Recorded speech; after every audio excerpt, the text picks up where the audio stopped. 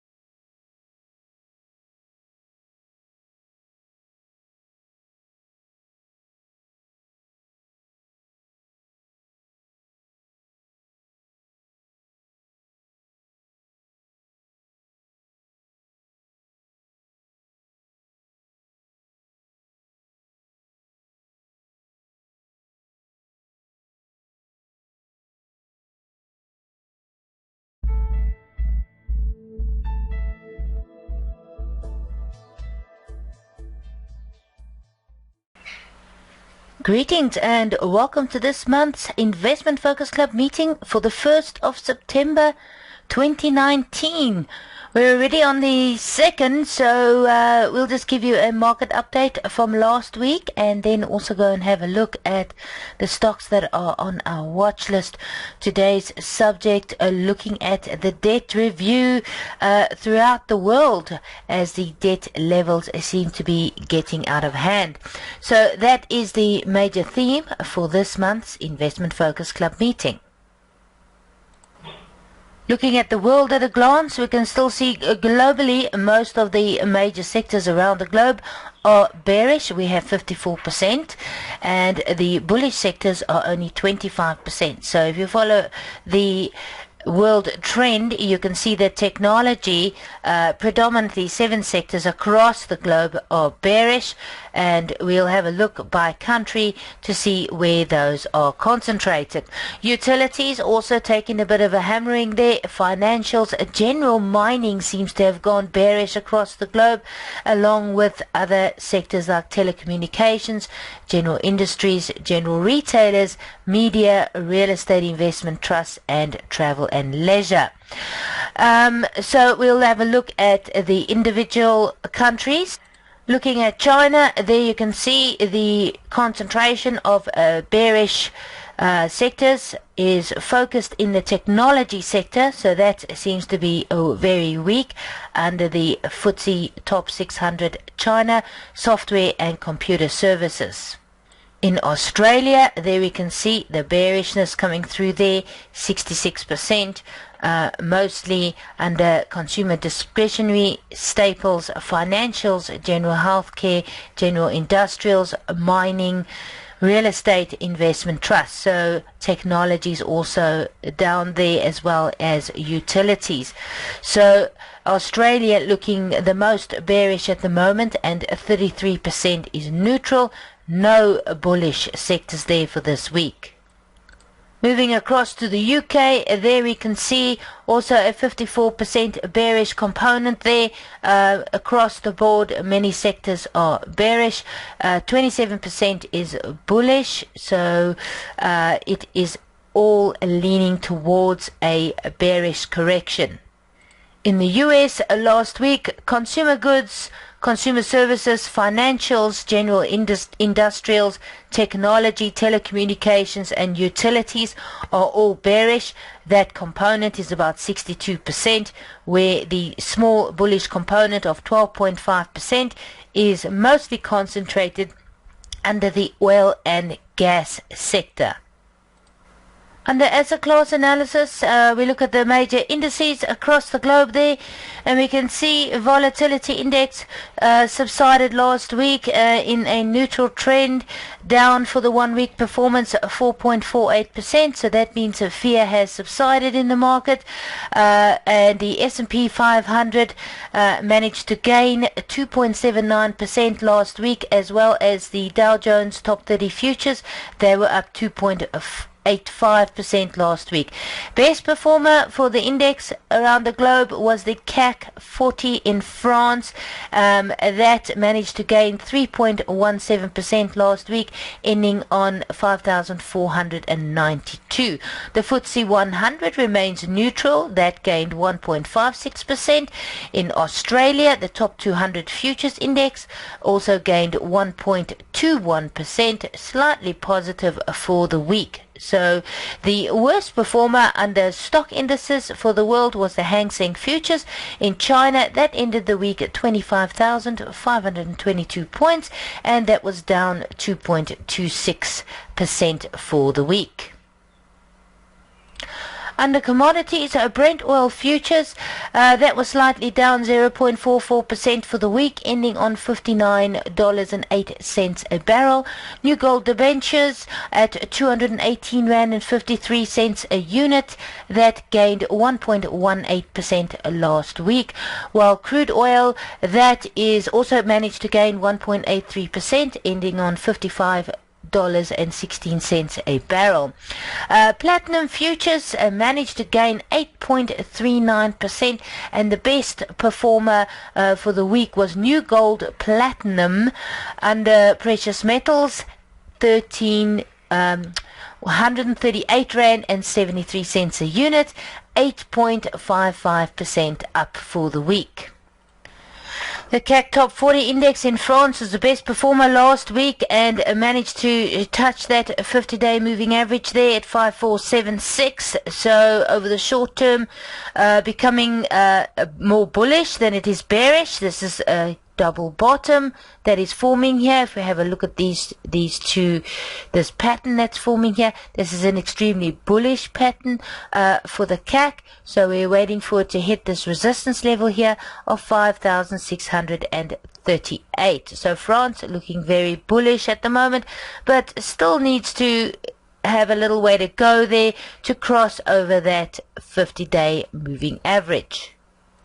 DAX in Germany also managing to gain some upside momentum there. However, the market is still a little bit in jeopardy there. As you can see, the bear market seems to be a lot more established in Germany as the economy has slowed down. So yeah, we still got on the chart here, the stocks are showing us that Germany has been in a little bit of trouble since January 2018, when it hit its high here of let's see, 13,560 points. The DAX today is trading at 11,839, so it's substantially lower, and the market is consistently making lower highs and lower lows. So this was the lowest low here in January 2019 here, where the DAX went down to 10,018 points. So over this year it seems to have had a positive gain, but it's very, very far from being a fully fledged bull market. It's still extremely bearish at the moment, and unless we can at least get to 12,994, which is this resistance level here, then we can generally assume that the DAX is still bearish. Let's not forget about the Nikkei, the top 225 index there of Japan, also bearish. You can see the market clearly rolling over here since we had those highs at 24,143 points. A new low was established on the 4th of January this year for the Nikkei, which is at 19,024 points, and the Nikkei trading on Friday at 20,461. So it's not too much higher than the well-established low. Still trading below its 50-day and 200-day moving averages, and clearly we can still see the market is looking like it wants to roll over. It's more in a consolidation pattern, but is more inclined to remain bearish over the short to medium term. FTSE 100 in the UK, also a confusing trade here across the globe. As you can see, the market is still in a consolidation pattern. Also a concern here, its previous high established in May 2018 hasn't been beaten yet. That was 7,877 points on the FTSE 100. Recently we managed to establish a high in July again of 7,687. The market is trading at 7,207, which is off the mark. It's just managed to pop above the 200-day moving average, but it needs to constantly remain above this average, and then of course move above the 50-day moving average in order to re-establish itself as a bull market. So also in a transition phase at the moment. This pattern right here, this entire pattern can be regarded as consolidation, with the difference between the high and the low at 7877 and the low at 6585. So that's just under 1,000-point move on the FTSE 100. That's a rather large range. With Brexit upcoming 31st of October, that is the final date that is set for the Brexit. So that decision, if there's going to be a deal or not, will have a definite effect on the markets. The way what the market's telling us at the moment is that it's more inclined to be negative and may affect the stock markets accordingly. China also a little worse for wear, as the market's still not making those higher highs. We have China still trading below the 50 and the 200-day moving average. It is the 50-day has just crossed in a negative pattern across the 200-day moving average, which suggests that the market could potentially be moving lower. So you have the Hang Seng trading at 25,725 points on Friday's close, and is definitely more bearish. Australia, on the technical side, you can see on the chart here, definitely looks like the most strongest stock market out of all the major global markets in the world at the moment. After establishing this low, which was in December last year, 2018, 5,533, the market has significantly moved higher and is trading at 6,698. It's slightly softer than its high that it hit here in July 2019, 6,900. So it's slightly softer, but definitely looks like one of the most bullish markets around the globe today. Then the Hang Seng also trading below the 50 and the 200 day moving averages. The Hang Seng there 25,725, and also leaning towards a bearish cycle. Global commodities still slightly bearish, and that's mostly as they make a correction, but it doesn't apply to the individual commodities. Obviously, we're only looking at hard commodities. We haven't taken any of the softs into consideration here. And there you see Brent oil futures at $61 a barrel, while crude oil's at $55 a barrel. Gold futures nicely up to $1,540 an ounce, and platinum at $923. So that's quite a jump, because we can remember that previously it's been around $855 an ounce for quite a long time, and now suddenly it has surged to 923. Silver also starting to make a move there, up at around $16 an ounce at the moment. It takes 85 ounces of silver to match the price of 1 ounce of gold. So we still have a major disconnect between the gold and silver prices, which could substantially mean that silver has still got a long way to go. Are we catching the beginnings of a bull market in precious metals? It most certainly looks like it if we look at the gold futures spot price there, and the buying of gold is certainly an indication of uncertainty in stock markets, which by looking at the previous indices charts, you can see that most of the stocks in general are slightly moving into a bear market now, which is showing a complete opposite bull market in precious metals. So gold futures looking very good there. If it manages to hold at 1,540, which for me right now is not necessarily a buying level. It should be a take profit level. Rather get an opportunity to purchase gold somewhere around here, 1,407. That would be an extremely good level to be purchasing gold on a nice little pullback, and that level we last saw on the 2nd of August. So you can see over a very short period of time, gold has made a very, very good move up, which shows you an indication of the uncertainty that is starting to creep into the markets, and this is definitely a very bullish sign for gold as well as silver. Though silver still got a long way to go in terms of a catch-up, but as an alternative investment, it's a very good opportunity. So there would be the buying level for gold, $1,407 an ounce on a small little pullback. So that's the next window of opportunity for gold. Let's take a quick look at silver, and you can see silver has definitely popped up, and we've reached that resistance level there, already past that. So we have silver even moving up to $18 an ounce. Are we going to see it at 25? It's quite possible, as what we are seeing here on this chart is indicative of a trend reversal.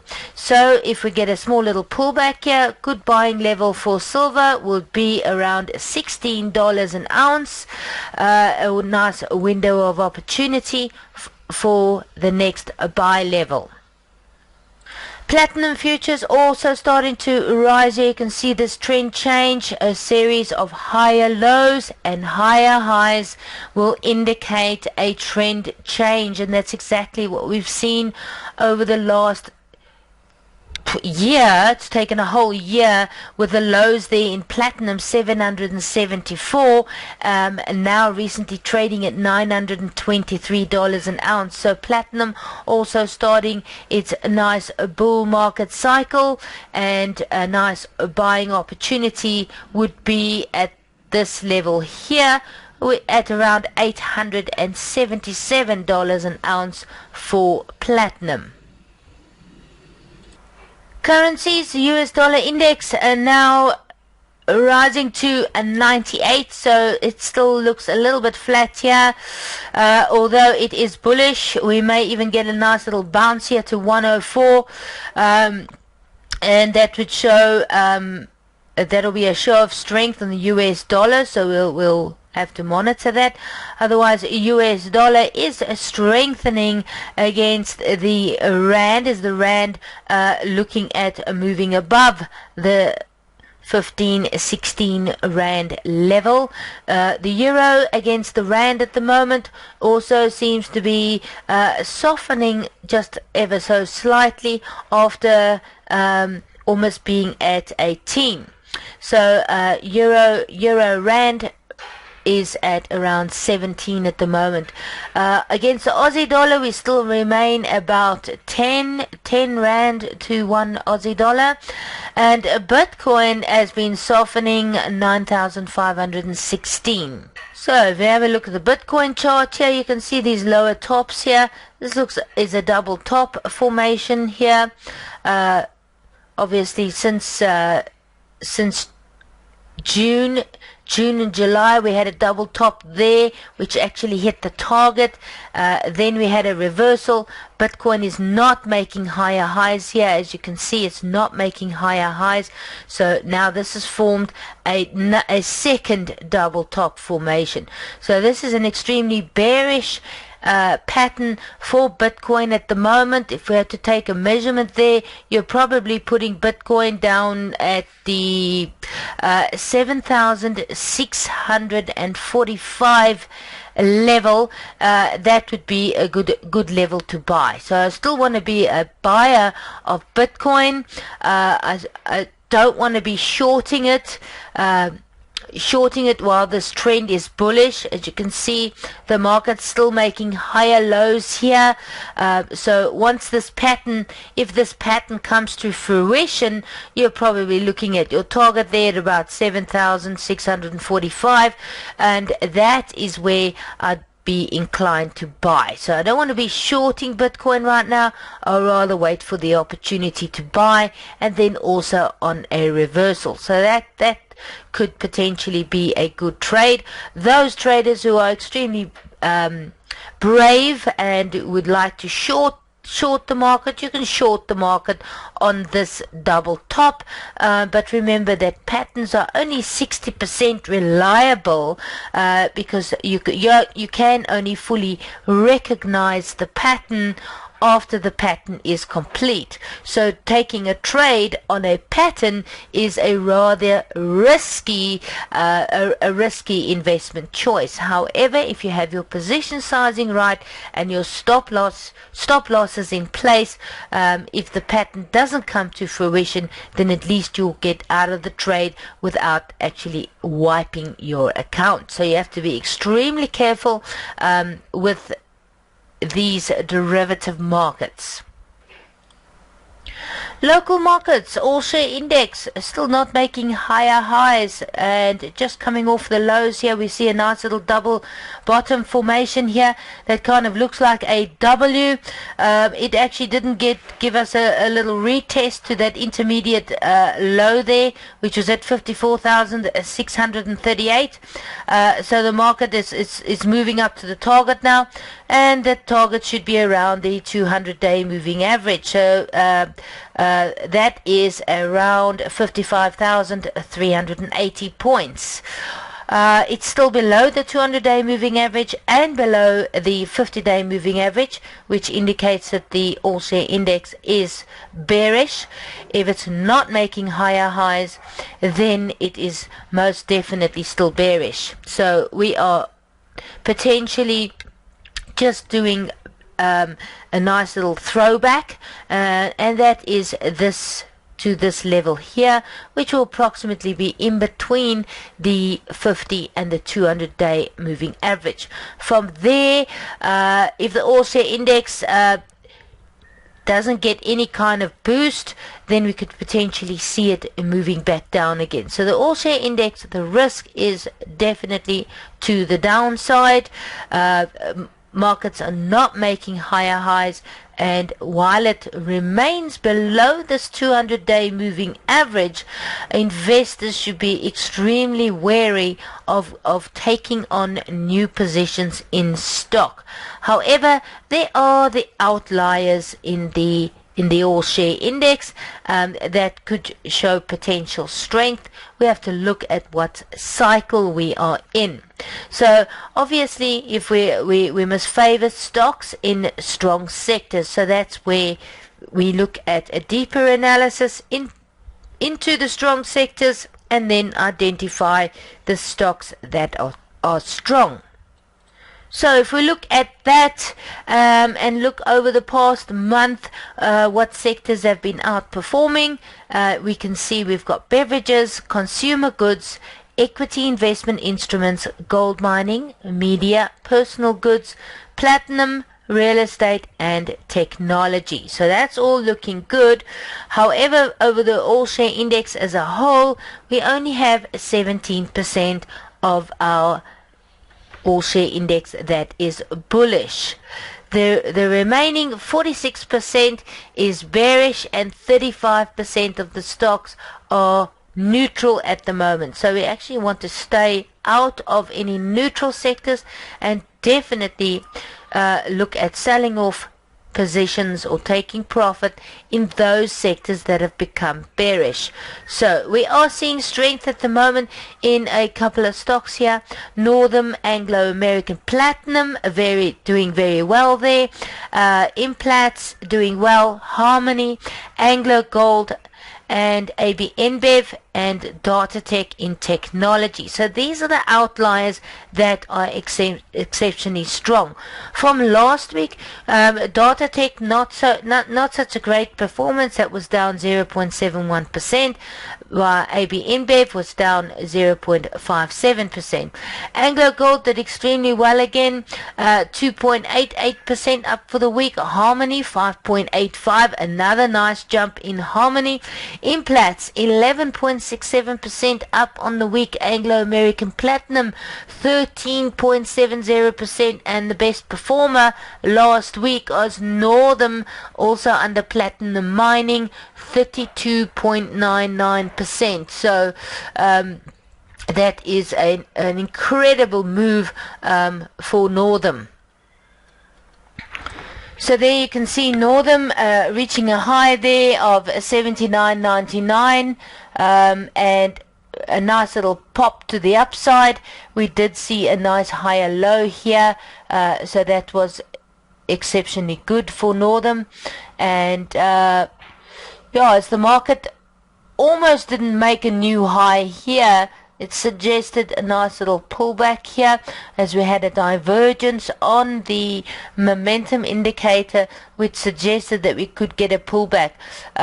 Nice reversal here for Northern, creating that higher low. So the bull market in Northern is still sustainable. An ideal spot to be getting into Northern would be around 68.19 on a nice little pullback to get in on the stock. So there are still opportunities to buy. This one would be one of those, to buy on a pullback there and accumulate. Anglo American Platinum, also, if we continue this line, we had a nice high here, 935 Rand a share for Anglo American Platinum, but there is a bearish divergence on the momentum, so it's not showing sustainability, although we may still get a nice little pullback, which will give us a nice buying opportunity on AMS at about 864 Rand a share.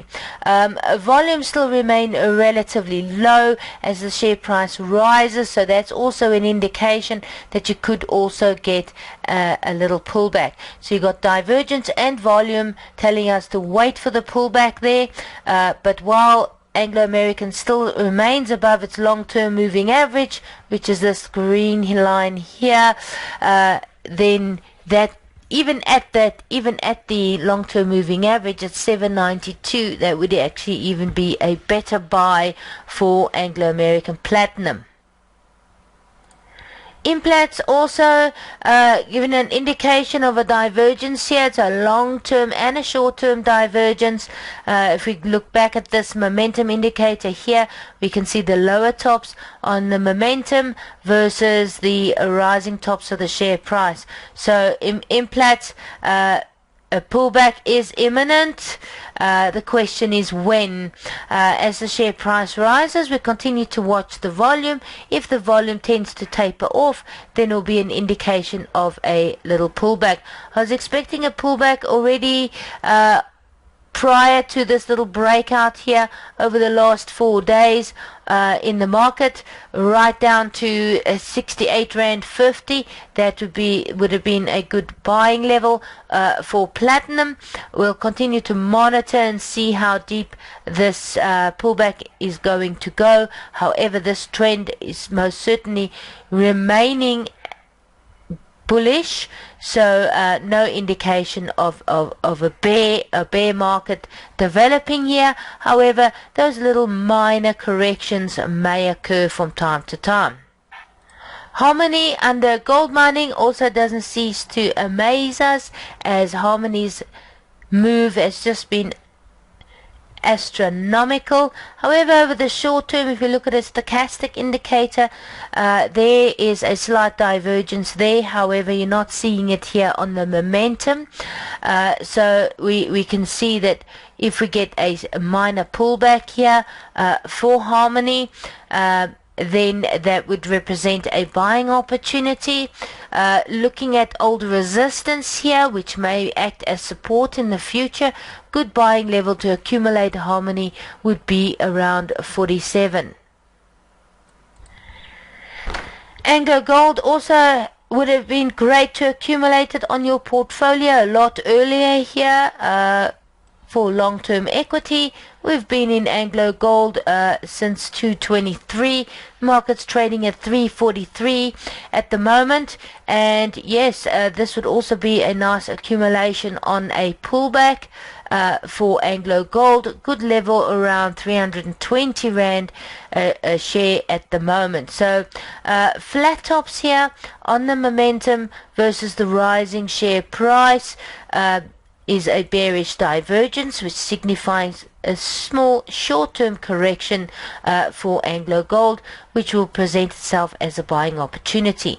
So it looks like we are favoring resource-heavy stocks on the all-share index. 1, 2, 3, 4, 5 stocks overall under basic materials, covering platinum mining and gold mining sectors. Under beverages, we've got AB InBev, and that's also not looking too bad there as it consolidates here at the top.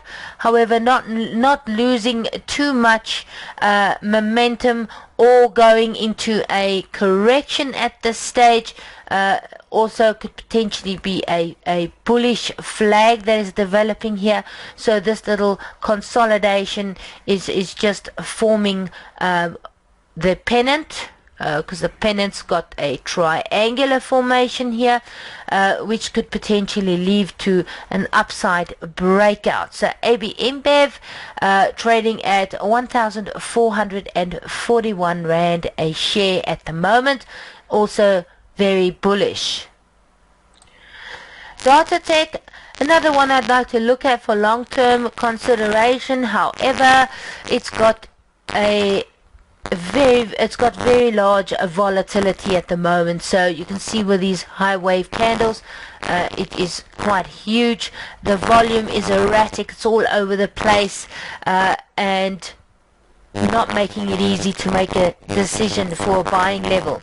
What we need to consider here for DataTech is, of course, the market has not made higher highs here, and we've potentially got our lows here. So the market did make lower lows, and this is a very bearish indication for DataTech at this current point in time.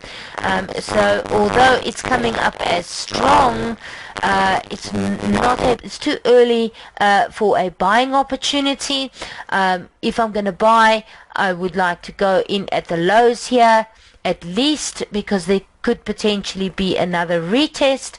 If this market continues, it could just as well go and retest that support line, or even go lower than that over the short term, which could potentially be harmful if you accumulate DataTech too early. So we don't want to be in too much of a rush there to get into DataTech. Not making higher highs, and making new lows here is suggesting that the market could go bearish. It could even go further down, as I've said before. So data tech I would scrap from my list.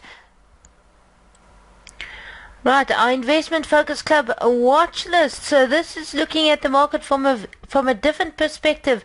We want to see the equity sentiment being bullish. So obviously it must be trading above the 200-day and the 89-day moving average.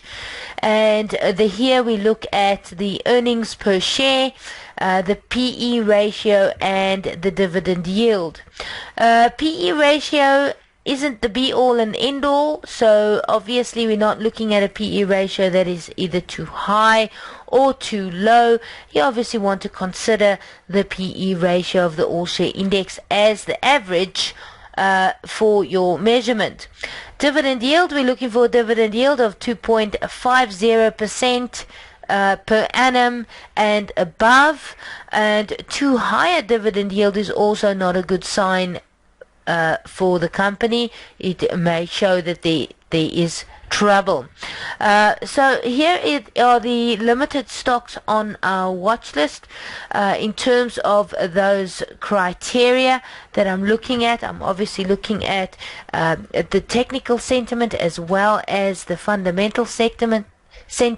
So I am taking the best of both worlds in terms of stock market analysis. So I'm going to quickly run through these charts on our watch list so we can go and have a look and see the potential buying opportunities.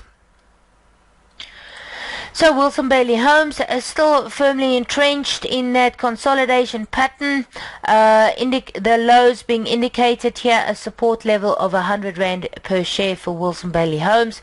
The trend has not begun to change just yet, as the market is not trading above that 89-day moving average. So it's still early days for Wilson Bailey Homes.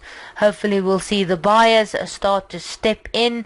Obviously you want to see a new high above 125 before we even going to consider it as an add to your equity portfolio. So Pick and Pay, not very tasty at the moment for a potential buying opportunity. It's established a low here. That was on the 26th of August. So that was a low at 54.35. Pick and Pay's trend is still potentially bearish. We could have a slight little throwback here all the way to 62 Rand a share. It's currently trading at 57.63. So although fundamentally it seems to be coming up nicely, it's got a PE ratio of 16 and a dividend yield of 4% per annum. Not a bad buying opportunity. Unfortunately, you don't know how much lower the share price can go. So fundamentally it may seem right, but technically you can definitely see on the chart that the market is bearish. So it's not easy to buy at the bottom here. This is extremely risky to buy at these levels. As I say, no one knows where the bottom is. So food and drugs are still very bearish at the moment. So there's another one. ShopRite was also taking a beating here as the stock price has fallen to a low here of around 108 Rand a share. It is extremely oversold now, but very bearish still. So that's why the fundamentals are starting to look a little bit promising. However, the stock price is still relatively expensive. ShopRite has a PE ratio of 17.03 and a dividend yield of 2.82%. So the dividend yield is still relatively good. However, above 3% could be better. We still wait for a buying opportunity. You can probably buy ShopRite a lot cheaper. and the market is still bearish. So I think we've still got a long way to go, but it's very interesting to see how it's as the stock price falls, the fundamentals then start to become attractive. Now what we need to be wary of when you're looking at the fundamentals, and that's why I discussing these shares, although they're not ready to buy right now, as long as the fundamentals continue to get a little bit more enticing. So what I'm actually waiting for is for the stock to finally reach its intrinsic value. And as investors, it's very hard, like I said, to buy at the bottom. Nobody knows where the bottom is. However, if the fundamentals continue to stay in line with the industry and there is a slight improvement, because you want to have a positive earnings per share obviously, and a slightly very attractive dividend yield in order to buy the stock. Once you start to see money move into the stock from an institutional perspective, because the institutions are moving the market, and then we'll definitely see a change in the price movement here. At the moment, what it's showing us is that the institutions are not ready to buy into food and drugs at the moment. Mondi is almost there after staying in this consolidation pattern. The market's still making, coming off this support level here, and those higher lows here, which suggests that there is future potential. We've already had a breakout to the upside here, although it hasn't yet made a new high. It could still be a long way for Mondi to go. We needed to make a new high here at about 363. However, here you can see there is a trend change that is still in the making. So Mondi is looking quite promising, has a PE ratio of 11 and a dividend yield of 3.83%. So as soon as it starts to trade above its 89-day moving average, then it will be a potential buy. So at the moment, this one looks like the most promising one at the moment that we've seen so far. Under general finance, the best stock there at the moment that's caught my eye is Rand Merchant Investment Holdings, and that is got a PE of 11 times earnings and a dividend yield of 3.83%. So the fundamentals are looking very attractive. Are Rand Merchant Holdings not yet trading above these highs here? If I'm just connecting these dots here, you can see it needs to get above 33 Rand a share and show me that the trend is changing. So it seems to be coming off those oversold levels right now. Not much volatility there. However, over the short term it still remains bearish, so the risk here is to the downside. So it's not necessarily considered a buy at these levels. Barlow World also looking promising on the fundamentals. We have a PE ratio of 10.8, dividend yield 4.35%. Barlow World technically though is still extremely bearish, so this bear market is really taking a hold of Barlow World. A previous low here was in December 2018. That was around 110 Rand a share. The market's trading at that exact same level as we almost saw a year ago. So Barlow World has fallen from a high which it last reached in April this year, and that was around 139 Rand a share. So from 139 to 110, that's quite a dramatic fall, and you can see that clearly depicted here in the share price. Barlow World is still bearish. Fundamentals are starting to look attractive, but there again we need to follow the money, so we wait for institutional activity here. Volumes are still relatively low, so we need to see an increase in the volume while the share price rises in order to make our entrance into Barlow World. Also trading way below its 89-day moving average, which is around 124 Rand a share, so it's still got a little way to go.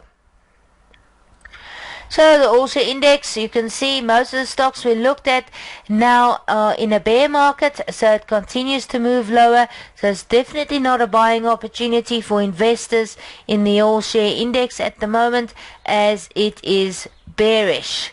So we continue to look for opportunities, and CAP is another one of those, also under general industries. Price to earnings ratio 12.7, dividend yield 4.39. Not a buying opportunity just yet. However, over the short term we can see higher lows here for CAP, but it's not making higher highs just yet. You need to see it above 608, which is the long-term moving average, in order to define the trend change. So the trend at the moment on CAP is bearish and not a buying opportunity.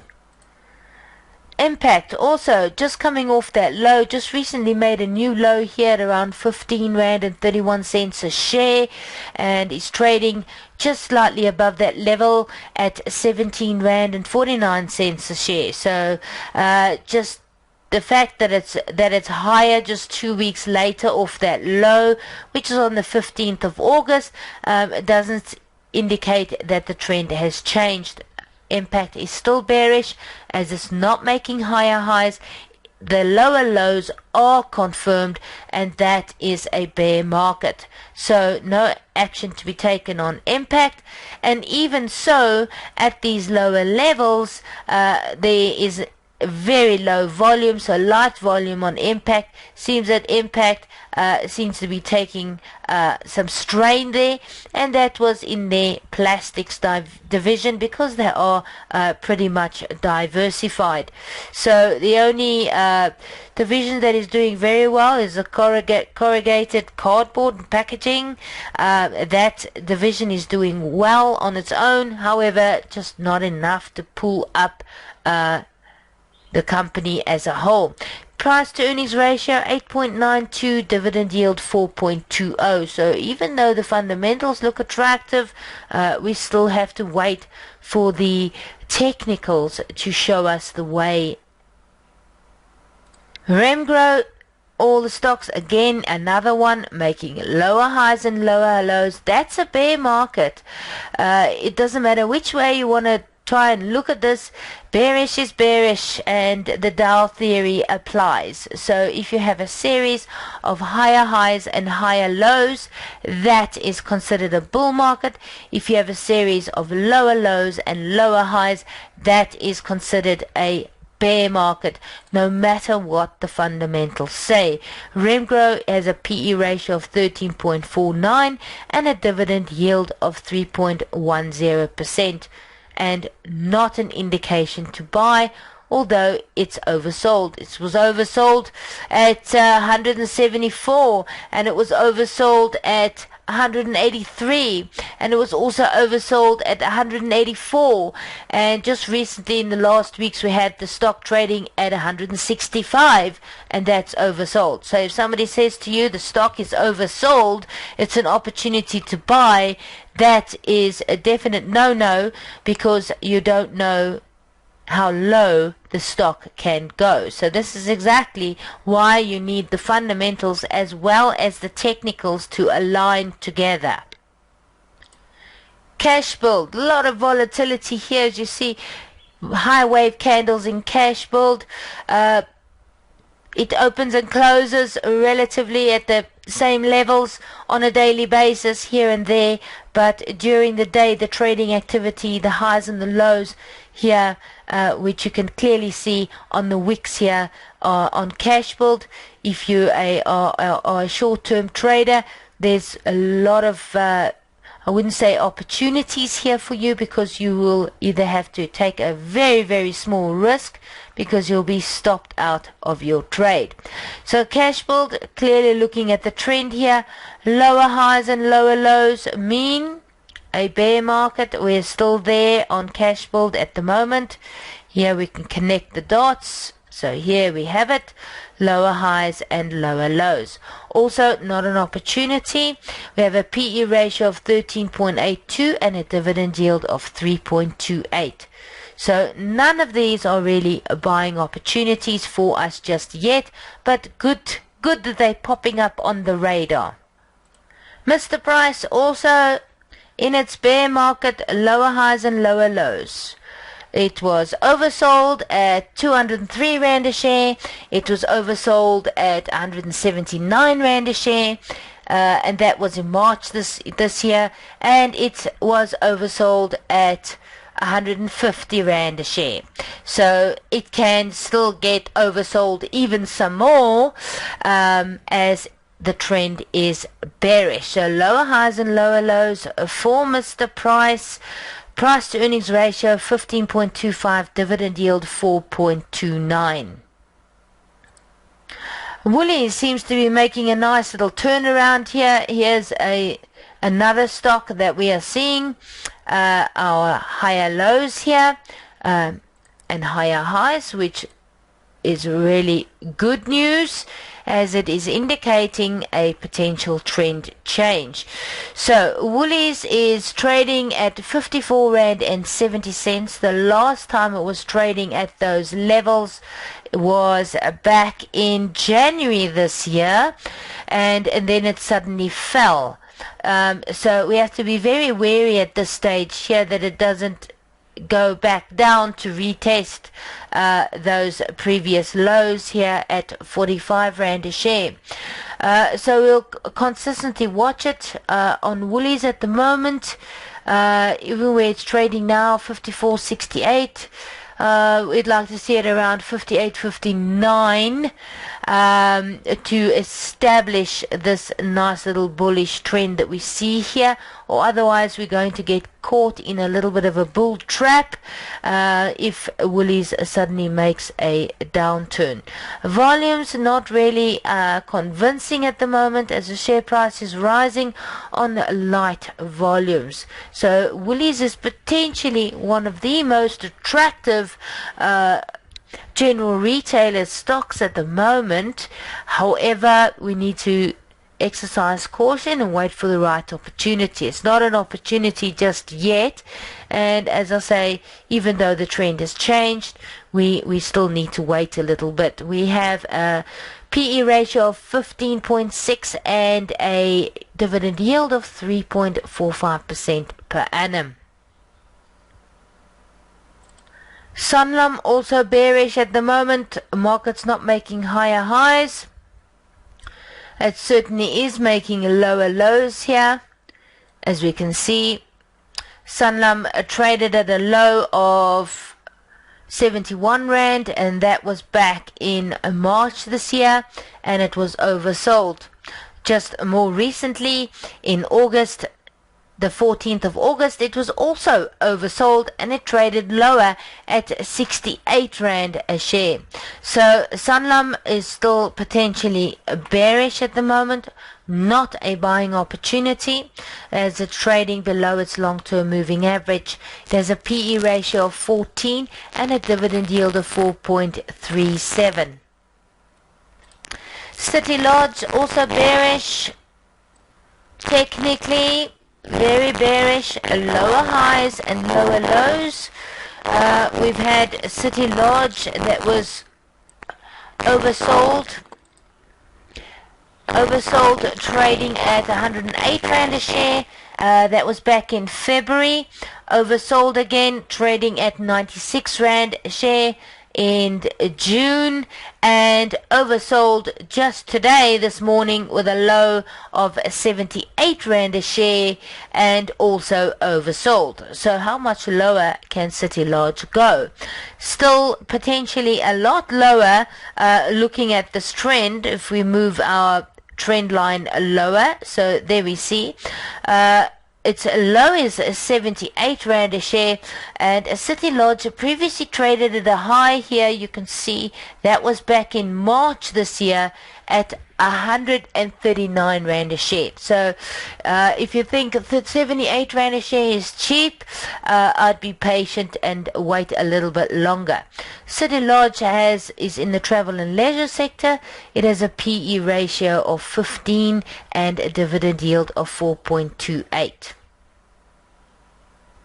So as you can see, most of the stocks that we've discussed here on our watch list are potentially bearish in those long-term bear markets. So although their fundamentals are attractive, they could get a lot more attractive in terms of their price to earnings ratio. What we need to be very cautious of is looking at the dividend yield percentages. If those just suddenly change and become higher, then it could suggest that it wants to entice investors, because there could be a deeper underlying problem within the company, specifically with regard to investing in stock markets. Globally, if you look at global markets are potentially looking bearish. We are going into a secular bear market. We've got Brexit that's popping up around the corner. That could potentially negatively affect the stock markets as a whole. We have a sudden rise here in mining stocks, which is affected by a very high interest in physical precious metals, which has moved the gold and silver prices up dramatically. So whenever investors start to get a little nervous, you'll see a sudden rise in gold and silver. So if you're watching those prices, it definitely indicates that and supports the theory that global markets are going into a secular bear. Now, if the world market is going into a secular bear, then it wouldn't be a prudent idea to be investing in equity in an emerging market like South Africa. So I'm not trying to deter you to stay out of stocks or to completely liquidate your portfolio, but now is not the time to be buying stock. So we've got to be looking and focusing at asset classes. That's why I focused on a shorter watch list there, where I looked at the strong stocks technically, and you saw that there were 4 stocks that popped up under basic materials, mainly under gold mining sectors, platinum mining sectors. So if you're looking for something to invest in, those are the sectors to invest in. These stocks, however, on our investment focus watch list, these are for a more longer term view, so we can catch them as close to or at the bottom, only when the technical analysis and the fundamental analysis match. At the moment, fundamentals are looking attractive, but we are missing a couple of components there. The components that I'm referring to are the debt to equity, okay, and the available cash that the company has. So cash flow analysis is imperative at this stage. Does the company have the ability to pay off its short-term obligations? So to go and look at and do that analysis, you need to be able to understand the current ratio. So current ratio must be above 2, because that tells you that the company has the ability to pay off short-term obligations. Now, short-term obligations are over a period of 2 to 3 months. So look at the current ratio of each of these stocks, and also look at their cash flow and their debt to equity. So if they've got a high debt to equity, then you would like to preferably steer away from the company, as we are seeing extreme high levels of debt in the world. So if that debt bubble pops, and that's what I want to get to next, is the yield curve analysis. Now, we've already seen over the last couple of months that the yield curve has inverted. Now, when the yield curve inverts, you normally see historically that the United States goes into a recession once that yield curve has inverted. So it inverts and then it starts to immediately correct. So the correction is a rapid correction. And within 6 months after that indicator has flashed red warnings across the board, the US goes into a recession. If the US goes into a recession, the globe goes into a recession. And so the All-Share Index cannot resist that secular bear market on its own. So that is the wrap on stocks as a whole, and the linkage between the All-Share Index and global indices around the world. And that's why we have to take all these factors into consideration before buying into equity. So if we're going into a secular bear, it's definitely not a buying opportunity. Now you should be looking for opportunities to hedge. So if you want to hedge long-term positions, then you have to take advantage of the downturn in the market and look at trading derivatives such as CFDs or contracts for difference in order to hedge those long-term positions, so you can still make money in markets as they are going down. I've been wanting to give you guys an update on the All-Share Index looking back to 2007, 2008. Now if you have a look here on the chart here you can see 2007 starting right over here, small little candles. Remember, this is a monthly chart that we're looking at here. So you can see over, I think it's 6 months. So you can see on the candlesticks that will show you a 6 monthly performance. So the top of the market was at around 2008, where the All-Share Index, if you can remember, was just below 35,000 points. And then we had what we call a financial crisis, which lasted for about 6 months or more between 2008 and 2009 on the All-Share Index as we fell back. So we hit a low of just below 20,000. I think it was around 18,000 points on the All-Share Index. So we can establish the low of the market was there in 2009. Now you can see what a fantastic uprun we've had. And if we look at the cycle, we are at the 10-year phase now in 2018. We see this chart here from 2014. We've basically just been moving sideways in a consolidation pattern. So the 2018 candlestick is already red, and it started to move to the downside. And also take note that throughout 2017 we also had the volumes were slightly lower, where the candlestick here for those 6 months or year were up. So there we have the market even continued to move higher in 2018 to 61,000 points. So we've had an extremely long 10 years of a bull market in the local market index, and it is certainly due for a correction. So are we going to be looking at something like this for 2008, 2009? Let's have a look and see. So what we had is a fall here, a crossover. We first had a crossover of the moving averages. The index price fell below those moving averages, but at this point here, July, August of 2008, the market had not yet made a new low. So this was a time where buyers were stepping in here, waiting for the next rise up. So this is a classical case of where the market buys the dip. And then unfortunately the dip wasn't strong enough to maintain its level, although it did have a retracement here. It failed to make a new high, so didn't even touch that moving average and then continued to fall lower.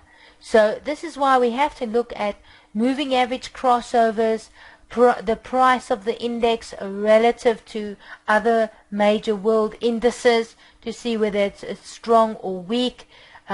This is a very good indication for a buy, however, must not be below the moving averages.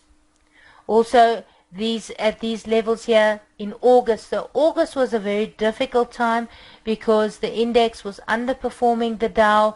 It was also at oversold levels. So it's quite easy to say, okay, this is a higher low than this one we saw in January 2008.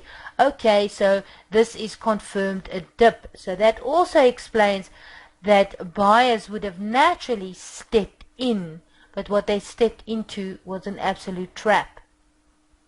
So here we're still looking at 2007, 2008. There you can see top of the market, 2008 moving up to those highs, and then, as I discussed on the previous slide, a falling below and continuing lower.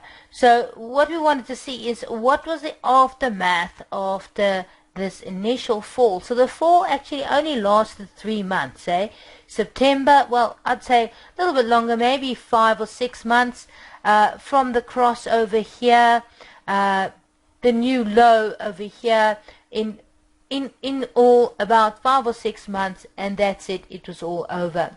But it really caught investors by surprise here. After September in 2008, the market just continued to move lower. And then after that, November, finding support and retesting that as support again in March 2009, and they're signifying the bottom.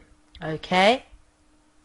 And at that time already you can see the index has come off those oversold levels in terms of momentum. So the momentum was rising and moving to the upside. And we also have the all share index outperforming in strength again. And RSI also moving to higher levels. So that was all a bullish indication for the index over that period of time. So remember what this looks like as I went through the motions here over the 6-month fall and then the consolidation here at the bottom. Right, so here I put the two charts side by side so you don't have to try and remember what it looks like. And on the right here you can see 2008 where there's your critical point where it crossed over. Then you got your small little rally there after it made that higher low. Now that was August, and let's move over to the 2018 chart over here, and we can see that a little bit later, the time shift is a little bit later on, but here we have that intermediate, that low in the market. So the all share did not make a lower low here. It was on a trend line here, a support trend line coming all the way through from 2017. But the failure here was when the all share index did not make a new high. And at that point, the all share was also underperforming the Dow in September.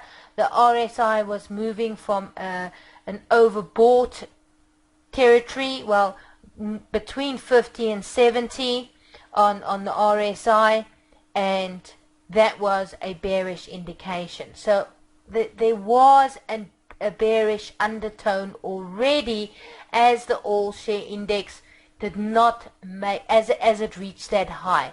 So already there we had a confirmation that the all share index was not going to reach these previous highs of around 61,000. So what ensued after that was September. We've got the moving averages crossing over and the all share index moving through those moving averages and breaking its long-term moving average there. Okay, so that's where it broke the average. I draw the circle there. This is where it broke the long-term average and the trend line right here. So we're seeing a similar pattern. If we look at the momentum, you can see the momentum moving to below zero. So the momentum is bearish as it starts to accelerate to the downside here in 2008. It's just starting to accelerate here. So what I'm looking for is this little dip in between coming up here for 2018. That is the rally that I'm referring to. So I'm waiting for this little rally to come through. At least if we can go to 54,493, that would be pretty good for the all share index on a small little rally. However, can you see how the rally in 2008 was not as defined? So we may not be able to expect a good rally in 2018.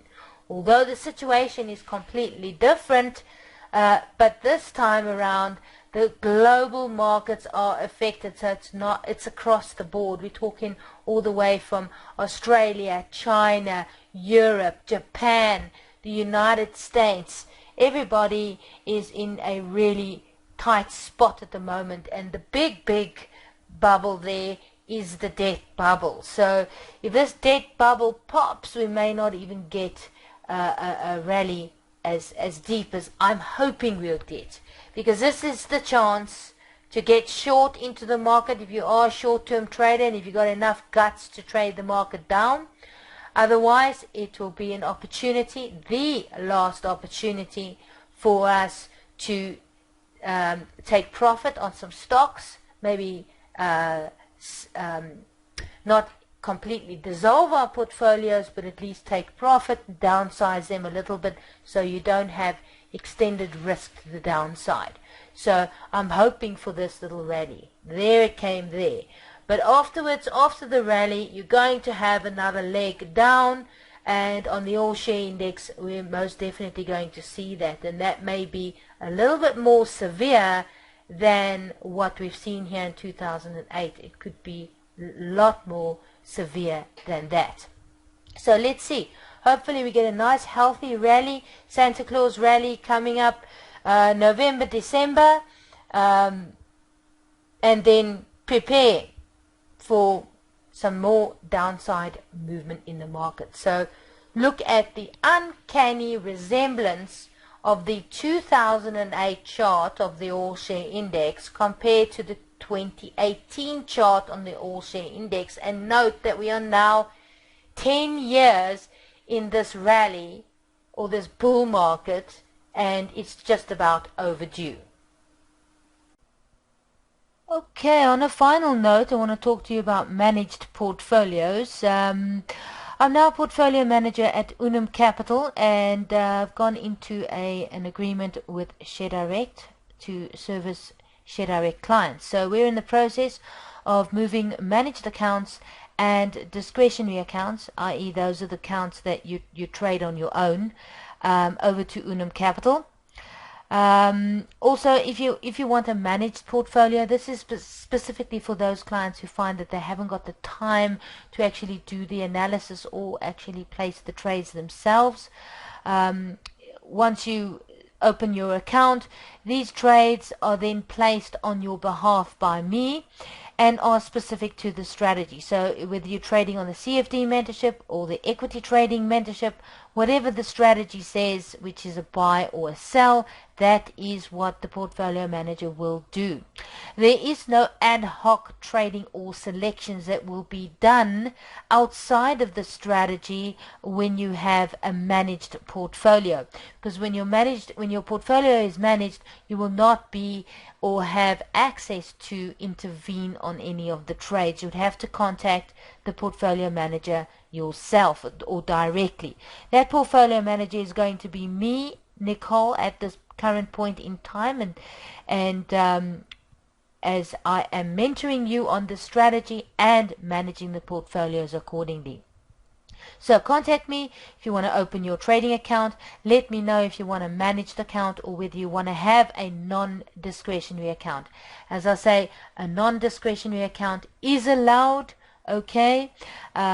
Unum Capital has reasonable brokerage fees and management fee structure in place, so it's not going to cost you an arm and a leg to trade. And yeah, you're already familiar with the strategy, so you already know ahead of time exactly what the portfolio manager is going to do. So contact me via email or on the telephone numbers below, and we can talk about a non-discretionary trading account. That is if you want to trade on your own on the CFD strategy, or whether you want to have a managed account on the CFD strategy.